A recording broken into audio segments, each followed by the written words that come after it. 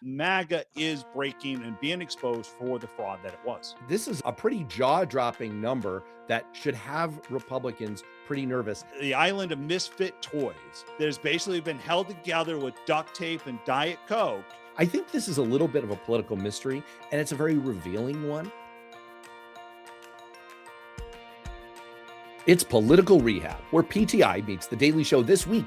A Trump cabinet knife fight, an ugly Republican scandal, another Homeland Security Secretary in trouble, a Tucker Carlson third party, and the least fun kind of recess ever. Plus, our weekly look at the midterm battlefield has some movement and some mysteries. Let's get straight to this week's rundown.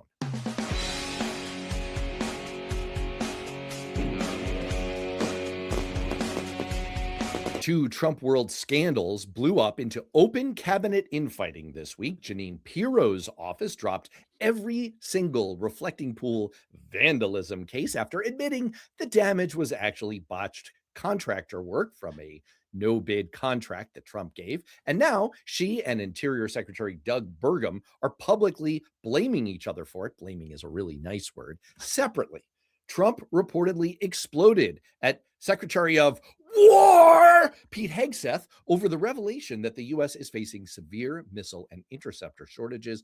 Hegseth blamed his own deputy, so brave, so high tea, and Trump called that deputy to threaten him. And now Trump is threatening prison for whoever leaked the whole fight to the press. Matt, when you've got this amount of public screaming and blame storming at a level usually reserved for episodes of Love Island, what does it tell you about what's happening inside the White House and inside Trump's brain, a space usually reserved for loud circus music and monosyllabic self-affirmation?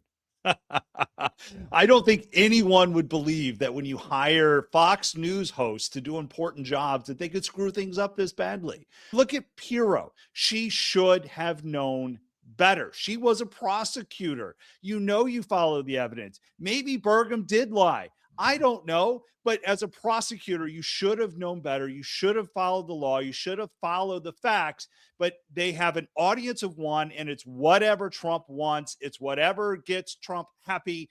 And so she ignored the facts. She ignored everything and had to bring this suit only to watch it crumble in front of her. It is absolutely dysfunctional. Same thing that happened to Rudy Giuliani is now happening to Pirro. And going to Hegseth, let's face it, Hegseth should be fired. I still think he's next to be fired, although Pirro's going to give him a pretty good run for his money. I think this is all a case of Trump's fever dream fantasy world crashing headlong into reality this week. Obviously, that's the case with Jeanine Pirro, who I guess this is damning with faint praise, but she's more of a lawyer than Lindsay Halligan. She seems to actually fear what federal judges will say. I went over this with noted legal analyst, longtime U.S. attorney Glenn Kirshner earlier this week on the live stream. There have been thousands, literally thousands of rebukes from federal judges. You don't mess around with federal judges lodged at members of the Department of Justice, attorneys who are officers of the court, who have a sworn duty to uphold the law, to uphold things that they aver to be true before the court. They have broken that oath thousands of times. Jeanine Pirro will not cross that line. And on the Hegseth front, yes, this is a fever dream fantasy war that Trump has gotten us into. And of course he's furious. Of course he's melting down about the fact that in the real world, you run out of missiles and you can't just hand wave and make them up. Congressman Max Miller is facing a widening pattern of accusations, a House ethics investigation, and a public war with his former father-in-law, Senator Bernie Moreno, and an immediate threat to a House Republican seat. The central allegations come from Miller's ex-wife, Emily Moreno. In police interviews and court filings, she accused him of holding a gun to her head, throwing hot water on her, and shoving her into a wall and abusing or endangering their 2-year-old daughter. He denies every allegation. Donald Trump has given him a call and said it's just going to be a tough race, but so far he is not going to resign. He's going to stay in the race. Matt, I see this as an absolute unmitigated disaster on so many levels.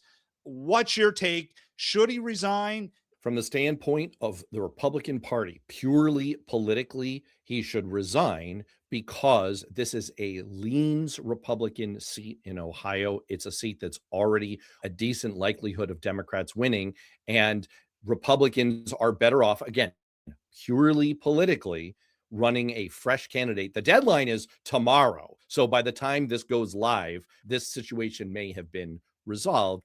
I will say that I will zag very slightly on this one.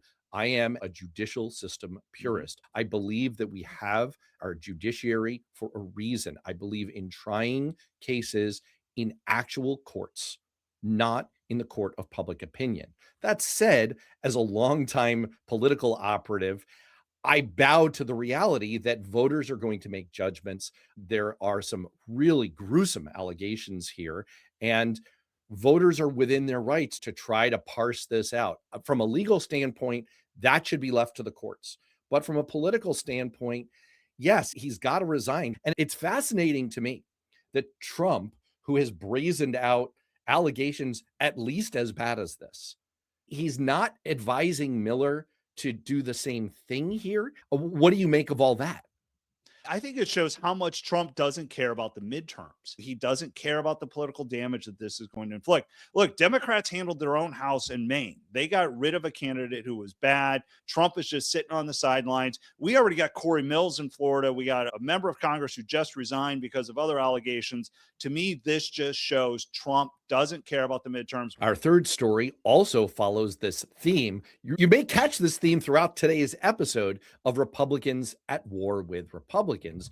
In this case, it's MAGA versus Mullen. Department of Homeland Security Secretary Wayne Mullen was brought in 4 months ago to stabilize the department after Kristi Noem got scapegoated for things that President Trump and Stephen Miller very much wanted to happen, like unleashing heavily armed, poorly trained paramilitary goon squads on America.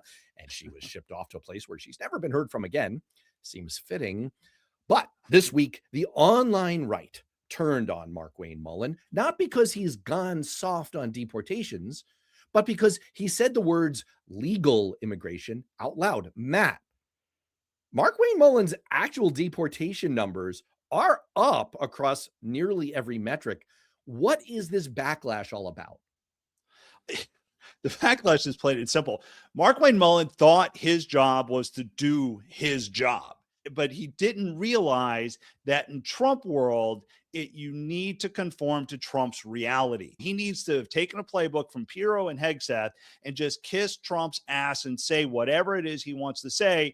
And that's why you have Laura Loomer and Steve Bannon and Bovino all attacking him, because he said something that does not fall within the MAGA playbook, that does not fall within the messaging they want and the extremism that they want. Look, I don't think he's the sharpest tool out there. I don't think he's probably the best person for that job.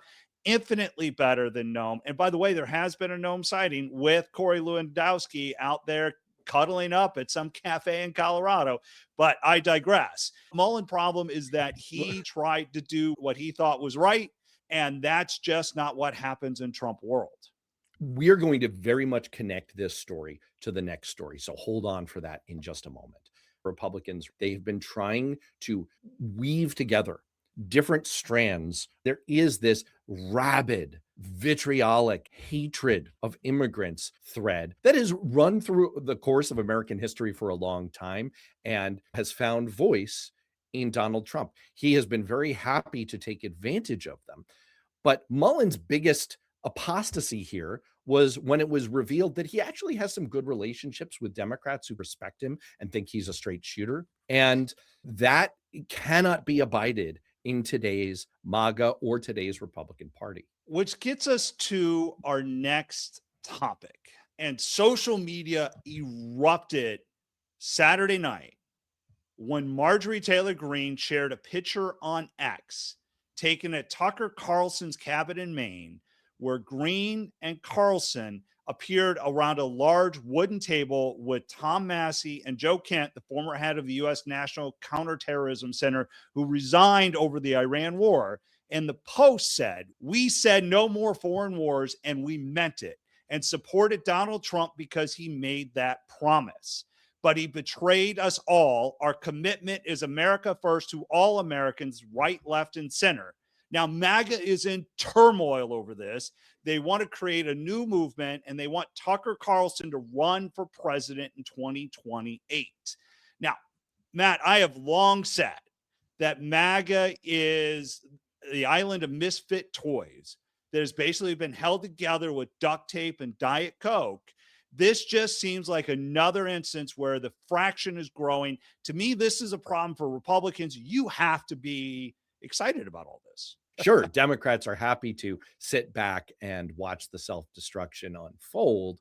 You nailed it. Couldn't have said it any better. From the outset, Donald Trump was full of it. He was basically just telling people what they wanted to hear. He's actually said out loud that what he does at rallies is he just kind of listens for what people respond to, and he feeds it right back to them. So, of course, there are these different threads that make up kind of the MAGA tapestry, which runs from completely insane to completely unhinged. And within those threads, you have this America First subset.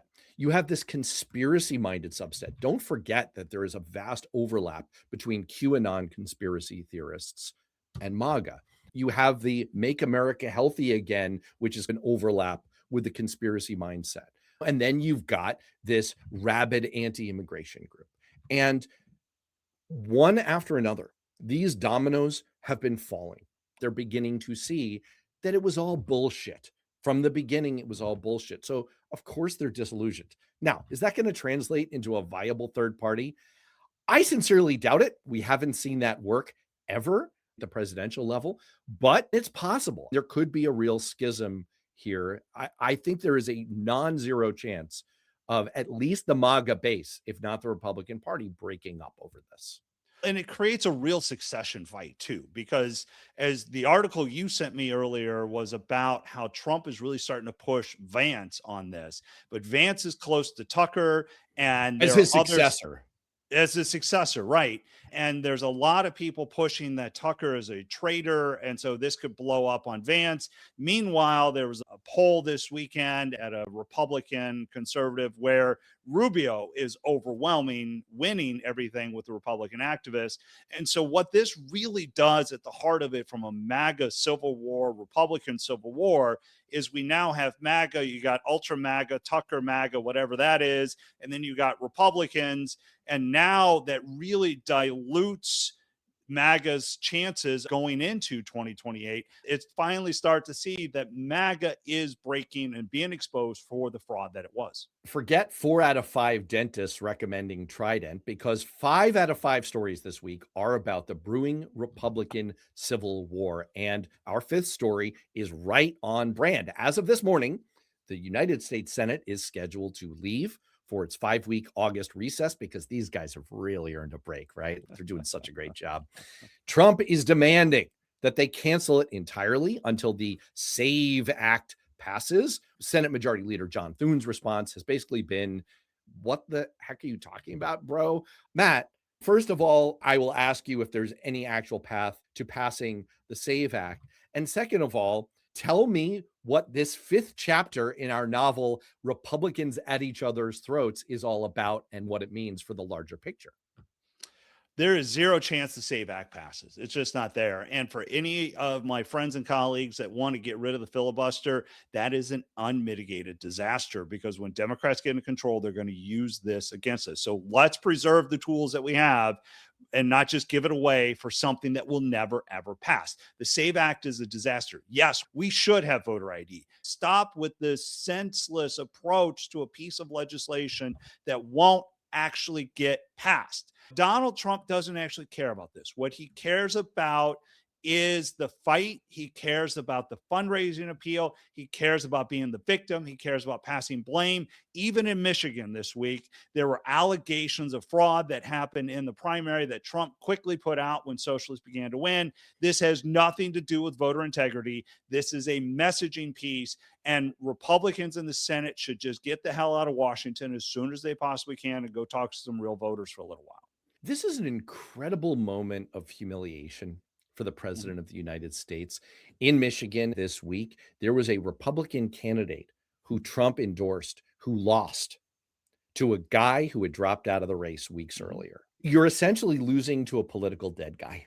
And this fight with the Senate, as a president, you never call for something to happen when you know it's not going to, and members of your own party are going to defy you. It makes you look impotent.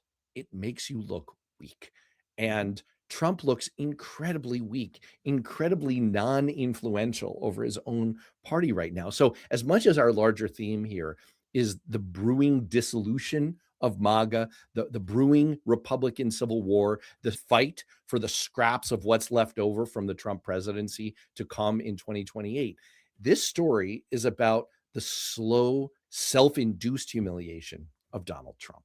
That really sets us up for our weekly look at what's happening in that fight for the midterm elections. And let's do this week's edition of The Battlefield. The polls are shifting. The map is changing. The fight for Congress is on. This is The Battlefield.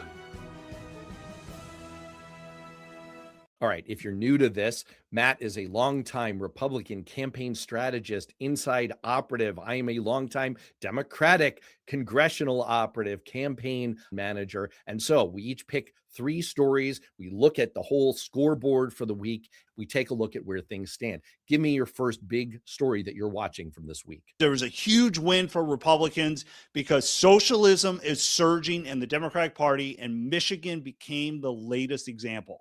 Nominating a socialist for your Senate nominee is a big win for Republicans. Abdul al-Sayed's victory gives Republicans a chance at a Senate pickup. It might be the only one that we have a chance for. It made the map a lot harder for Democrats to pick up the Senate. Not impossible, but it may be that gate that is going to prevent the Senate from going off Democrat. This may be a case of Democratic cope, right? I do see it slightly differently. First of all, in terms of the Democratic Civil War, and there is one, okay? Let's not kid ourselves. As much as we've been talking about the Republican side, there is a schism on the Democratic side. Overall, when you look at the primaries that happened this past week, it was something of a draw. Will Lawrence, a Sunrise Movement co-founder, did win one Democratic primary for a House seat, but Wesley Bell, who was backed by AIPAC, of all things, defeated squad-aligned Cory Bush for the second straight cycle. And there was another primary, which was a progressive versus a progressive and a sort of a draw. And so it doesn't look like a hands down run of the slate for progressives. But let's talk about this Senate piece. Mathematically, I agree with you. History says that in purple territory, and Michigan is very much that, a more progressive candidate like El-Sayed will run typically about 1 to 2 points weaker than a more traditional, more center-aligned Democrat. That is the math. That said, the preliminary polling and analysis doesn't necessarily show him doing worse in this Senate race than Haley Stevens would have. So it's not clear to me that either this was a big win for the progressive wing of the party, or necessarily that it monumentally hurt Democrats' Senate chances. Prediction markets haven't moved at all on this win. That said, I will very much be watching this because as a general matter, I agree with your overall analysis. The other thing to point out with his victory is he underperformed what polling showed. There was some weakness in that candidate. Again, midterm elections are tough on the incumbent party, so it's not a clear win for Republicans, but I will say I feel a whole lot better today than I did earlier this week. My second point, one of the things that as a strategist I like to look at, Republicans are campaigning to be a part of Trump's team, and the way they're doing it is almost like they work for him. I'm going to show you this ad from growing up on this cattle ranch. I learned one simple rule. When you see bull, clean it up. Washington spending, bull. Open borders, bull. Career politicians, bull. And if you say you're going to help the boss, actually show up. Pretending to support President Trump, bull. Like this old tree, my roots run deep. I'm a 9th generation Floridian. My name is Ben Butler, and I approve this message. Let's send a farmer to Congress. Him whipping and talking about helping the boss, I just thought was ridiculous enough. First of all, Trump is not the boss. You're running for an office that is a co-equal branch of government. There was a South Carolina GOP debate to replace Lindsey Graham this week. And one of the debate questions was, does the senator represent Trump's team or the voters who sent him there? And Congressman Russell Fry, who's trying to win this seat, says he is the only candidate with a record of sticking with President Trump. And his advertising says Trump needs allies in the Senate. Now, midterm elections are a referendum on the president, and the president's approval numbers are in the toilet. He is hemorrhaging Republican votes. Moderate Republicans are leaving him in droves. And so the reason I picked this as my number 2 is because this messaging is likely not to work this cycle, because the president is a drag on the party and is going to be difficult.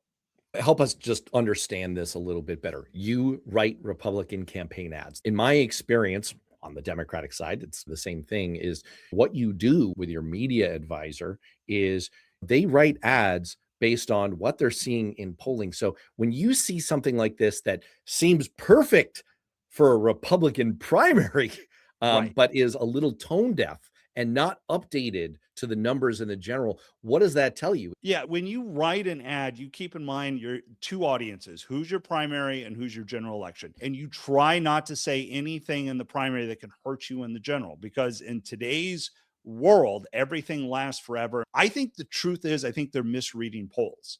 I think if you ask a Republican audience, you're going to see strong Trump support. But where this has really gone too far is the next level of suggesting that he is who you need to follow and that you're not running for a separate but equal branch of government.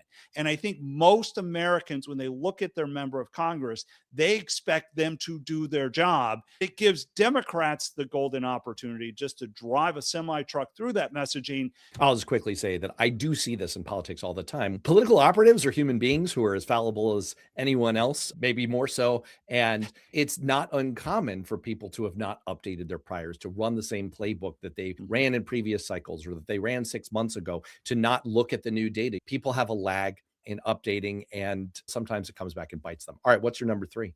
So the DCCC, the House Democrat campaign arm, expanded their target list by 12 seats. So now they've announced they're going to target Republican districts that Trump won comfortably in 2024. It's at least a good messaging. It doesn't mean they're actually going to spend money there, but from a strategist side, you like to see what the other side is projecting. Right now, I think it's just puffing out their chest a little bit to say Republicans are in trouble, but Democrats keep expanding their map and we keep trying to defend the map. And that creates problems if you're going to try to win a midterm election. I'll just say quickly that mechanically what's going on here is that the DCCC is reserving ad time. It's like making a reservation at a restaurant, except in this case, the restaurant will charge you a little bit less when you make the reservation earlier. So they're reserving the right to spend money in these places. But you don't just do this idly. Sometimes you float it just to sort of send a shot across the opposition's bow. But usually when you're doing it, it's because there's a real possibility that you're going to put some money in there. This is reflective of the fact that Democrats really do see a rising tide of opportunity, the potential for the blue wave to turn into a blue tsunami, and they're putting their money where their mouth is. So, Matt, you mentioned how the scorecard is all shaping up. Let's go deeper into it. What are you seeing? The top line on the scorecard is that for a second straight week, virtually every structural indicator that tends to do most of the predictive heavy lifting in midterm elections has been moving in the direction of the Democrats, with the exception of a slight uptick in consumer sentiment. Not a lot to write home about there. The number that I really want to focus on here is in the upper right-hand corner here, the generic ballot as measured by Real Clear Polling. Now, I get into some of the nuance here, but the take home is, yes, this is a polling average that does tend to bounce around a little bit more than other generic ballot polling averages. So it's not clear that this kind of a number will stick, but this number, 7.2, is stronger than where Democrats were at the same relative date back in the 2018 cycle. They're running ahead of where they were in 2018, where they finished at plus 7.5 on the generic ballot and won 41 House seats. So overall, this is a pretty jaw-dropping number that should have Republicans pretty nervous if it stands up, if it holds in the weeks ahead. Yeah, I can tell you that generic ballot is always a baseline for all of us when we're looking at polling and how we're compared and where are we versus that generic ballot. I think you're spot on this thing that as generic ballot continues to hold strong, that is a problem for Republicans. That's probably why the DCCC expanded their race. This kind of points to another thing that I noticed this week. We're not seeing any movement necessarily in the House race ratings or prediction markets. Prediction markets are actually, as we mentioned earlier, holding strong despite the Abdul al-Sayed win in that primary in Michigan. But when you see this kind of background movement in the generic ballot, in the other structural indicators, it's usually a leading indicator for what's going to happen in individual race ratings up ahead.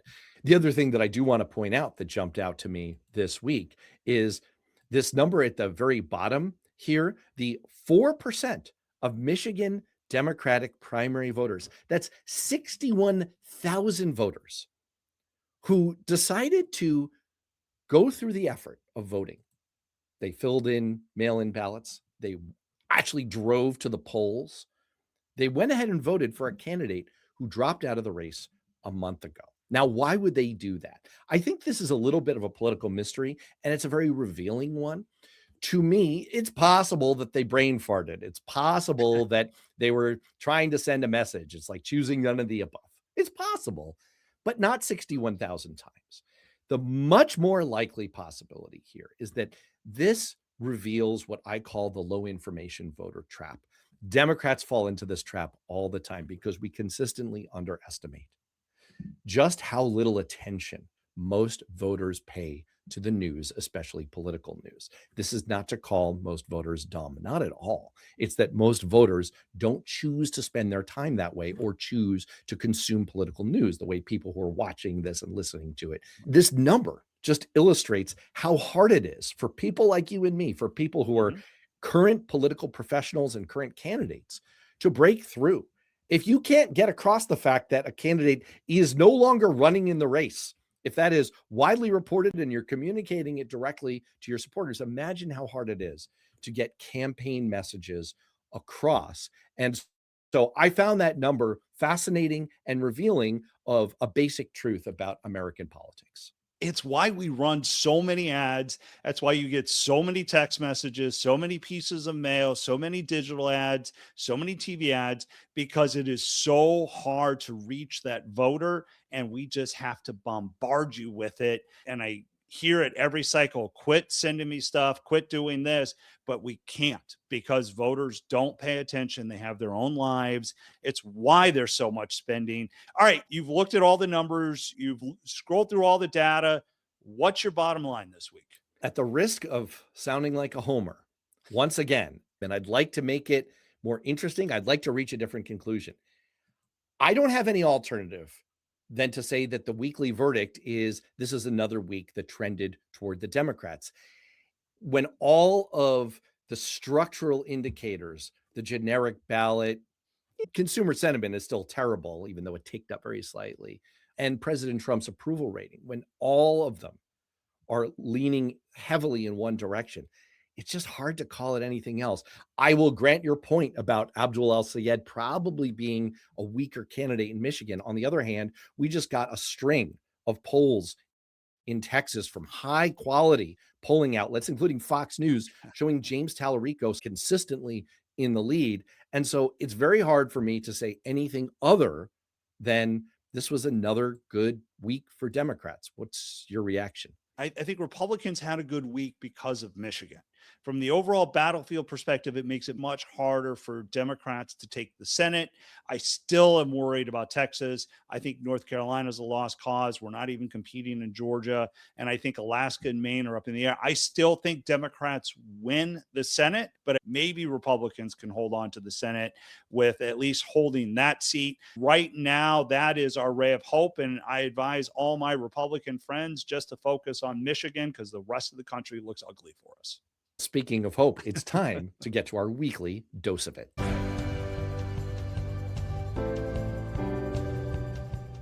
Congress is leaving Washington for August recess. And honestly, that might be the best thing they've done all year. Go, leave, turn off the lights. Maybe put up one of those little signs on the Capitol door that says back after we've had some time to think about what we've done. Because for the next few weeks, members will go home and reconnect with the people they represent, or at a minimum, stand near them when holding a microphone. And that matters because Washington has a way of convincing politicians that the most important people in America are cable news producers, lobbyists, and whatever senator is currently blocking an elevator. Go home, meet actual voters. That's the value of recess. It interrupts the fantasy. Members of Congress have to leave the marble hallways, return to their district, and discover what normal people are facing real issues. They care about whether government works. They care whether the people they elected are serious adults or simply contestants on the world's least entertaining reality show. And maybe that's the hopeful part, because for 1 month, Washington stops talking to itself. They have to explain what they've done, and more dangerously, what they have not done. My hope is that after spending some time talking to actual voters, Republicans will remember that conservatism means fiscal sanity, free markets, individual liberty, constitutional limits, and principled leadership. After spending time with voters, Republicans realize that the dysfunction and chaos is not what they voted for. And with less than 90 days until the midterms, maybe they'll realize that they have failed and start doing something to change course and finally do their job.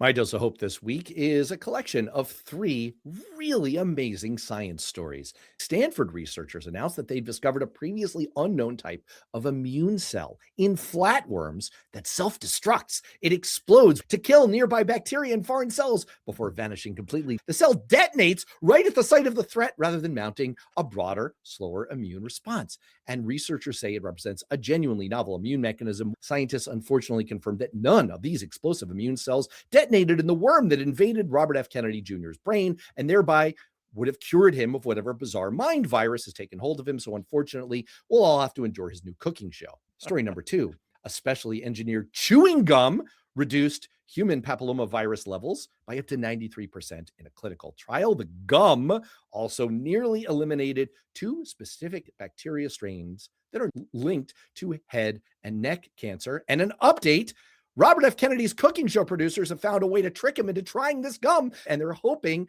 that it may also hold a cure for what's happening inside his brain. Stay tuned. And finally, number 3, on August 12th, there's going to be a total solar eclipse with a partial eclipse visible from parts of the US and Canada. That's also the same day as a new moon, which is why the eclipse can happen at all. And also before dawn in that same 24-hour window, 6 planets, Mercury, Mars, Jupiter, Uranus, Saturn, and Neptune will be visibly aligned across the morning sky, making this one of the most stacked single days for sky watching in years.